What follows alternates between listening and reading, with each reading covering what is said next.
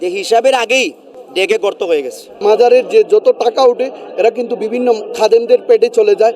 পর্দার আড়ালে কুচক্রী মহল এটাকে বানচাল করার চেষ্টা করে। এই শাহজালাল সাহেবের মাজারের যে যত টাকা ওঠে এরা কিন্তু বিভিন্ন খাদেমদের পেটে চলে যায়।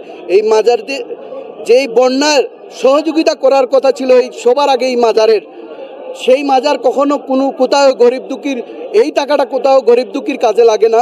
দুর্ভাগ্যজনক হলেও সত্য যে হিসাবের আগেই ডেকে গর্ত হয়ে গেছে। এই গর্তটা কে বা কারা করলো, কোথায় থেকে করলো এবং এই টাকাগুলো কোথায় গেল, সেটা একটা রহস্যময় রয়েছে প্রশ্ন আমাদের সিলেটের মানুষের কাছে।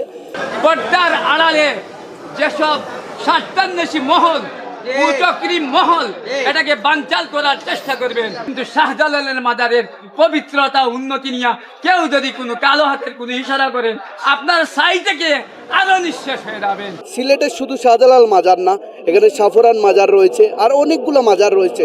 প্রত্যেকটা মাজারের অর্থ সম্পদ যতগুলো আছে এটা যাতে জনসম্মুখে প্রকাশ করা হয়, এটা আমাদের দাবি। তবে আমরা একটাই প্রত্যাশা যে এই টাকাটা যাতে যেরকম ভাবে দেখাই দেওয়া হয়েছে অদূর ভবিষ্যতে যাতে সেম প্রক্রিয়ায় চলে, এটি আমরা কাছে আমরা সকলের যে ঊর্ধ্বতন কর্মকর্তা সিলেট শহরে যারা আছেন, বর্তমানে যে কমিটির যারা আছেন তাদের কাছে আমরা এটা মানে দাবি যে অলিয়া উলিয়ার ভক্তবৃন্দ যারা আসে তাদেরকে আপ্যায়নের ব্যবস্থা করতে হবে, নান্দনিক মেহমানখানা এখানে নির্মাণ করতে হবে এবং একটি নান্দনিক কমপ্লেক্স এখানে যাতে বিদেশিরা এসে থাকতে পারে, খাইতে পারে এবং যাতে প্রস্রাব পায়খানা করতে টাকা পয়সা না লাগে, সেই সিন্ডিকেটকে পুরো ক্লিয়ার করে মাজারের আয় বের টাকার উৎস এবং হিসাব সিলেটবাসীকে দিতে হবে। যে মাজারে 54 বছরের ইতিহাসে কি কি উন্নয়ন হয়েছে, আমরা তো কোনো উন্নয়নই দেখি না। মানে আমরা দেখি কি যে সিটি কর্পোরেশন থেকে মানে লিল্লা টেকা এনে যে প্রস্রাবখানা করা হয়েছে ওইটা আমরা দেখি, এবং বিভিন্ন মানুষেরা যে দানের টাকা দিয়ে যেগুলো নির্মাণ হয়েছে সেগুলোই অব্যাহত দেখি। কিন্তু নতুন করে তারা যে 54 বছরের ইতিহাসে যে টাকাগুলো তারা ইনকাম করেছে, বিভিন্ন মানুষের মধ্যে বাক বাটোয়ারা করেছে, সেই হিসাব তো আমরা পাই নাই এবং সেই অনুপাতে উন্নয়ন পাই নাই। সুতরাং তাদের কাছে এই মাজার এখন আর নিরাপদ নয়। যেহেতু নতুন একজন ডিসি আসছেন, যদি ডিসি সরওয়ার আলম মহোদয়ের দেখানো পথ তিনি অনুসরণ করেন তাহলে তিনিও আমাদের আইডল।